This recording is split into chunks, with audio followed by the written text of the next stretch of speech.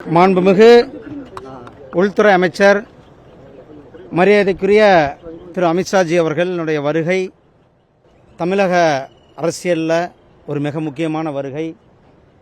இன்றைக்கு அனைத்து தரப்பு மக்களும் மிகவும் எதிர்பார்க்கப்பட்ட இந்த வருகை.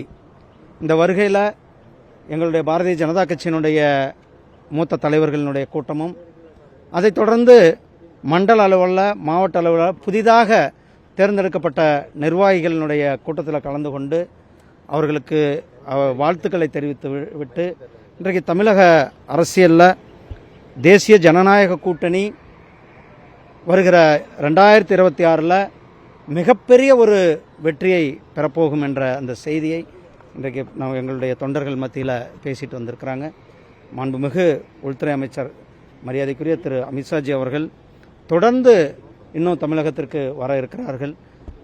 உங்களுக்கு தெரியும், ஆல்ரெடி தேர்தல் பணிகள் தொடங்கியிருக்கிறது. பாரதிய ஜனதா கட்சியும் தேர்தல் பணியை தொடங்கியிருக்கிறோம்.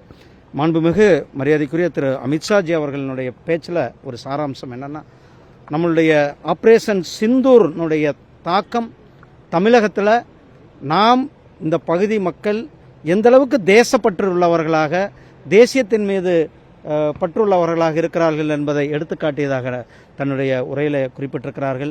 ஆப்ரேஷன் சிந்தூர் ஒரு மிகப்பெரிய ஒரு வெற்றியை பெற்றிருக்கிறது. 100 கிலோமீட்டர் பாகிஸ்தான் எல்லையில் சென்று நாம் மிகப்பெரிய ஒரு தாக்குதலை நடத்தியிருக்கும். தீவிரவாதிகளுக்கு தக்க பாடத்தை புகட்டியிருக்கிறோம் என்பதை இன்றைக்கு நம்ம இடத்துல சொல்லி அந்த அவருடைய பேச்சில் சொல்லியிருக்கிறார்கள்.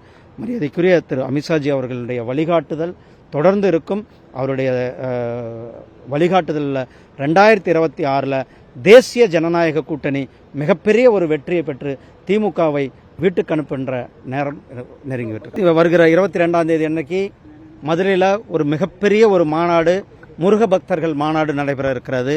அந்த மாநாட்டுக்கு அவர் தன்னுடைய வாழ்த்துக்களையும் குறிப்பிட்டுவிட்டு அந்த மாநாட்டினுடைய நோக்கம் என்ன என்பதையும் நமக்கு தெளிவாக அவர் சொல்லியிருக்கிறார்கள். 1000 ஆண்டுகளாக மக்கள் வணங்கி கொண்டிருக்கின்ற ஒரு பகுதி திருப்பரங்குன்றம். அது நான் கூட அங்கே போயிட்டு வந்திருக்கிறேன். இதுக்கு முன்னாடி நாமும் வெற்றிவேல் யாத்திரை நடத்தியிருக்கிறோம்.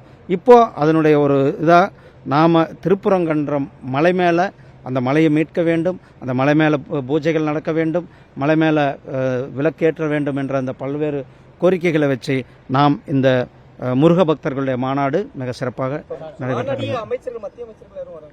மாநாட்டுக்கு வருவாங்கப்பா, நிறைய பேர் வருவாங்கப்பா.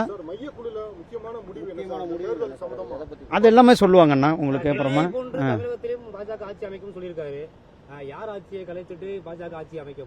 டெல்லியில் அரவிந்த் கெஜ்ரிவாலை தூக்கி வீசிட்டு தான் ஆட்சிக்கு வந்திருக்கிறோம்.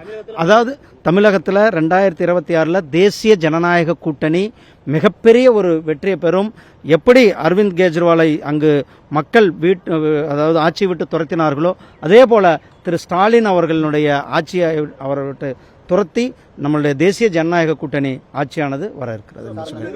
அண்ணாமலை சார பேரை சொன்னே அந்த தொண்டர்கள் எழுச்சி எப்படி இருந்தது?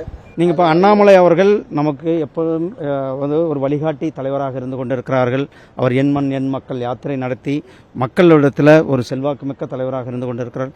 அதனுடைய வெளிப்பாடு தொண்டர்களினுடைய ஆதரவு அண்ணாமலை அவர்களுக்கும் எங்களுடைய இப்போதைய தலைவர் திரு நயினார் நாகேந்திரன் அவர்களுக்கும் ஒரு சிறப்பான ஆதரவுகள் கொடுத்து நன்றி அண்ணா. செய்திகளை உடனுக்குடனும் துல்லியமாகவும் தெரிந்து கொள்ள சப்ஸ்கிரைப் பண்ணுங்க.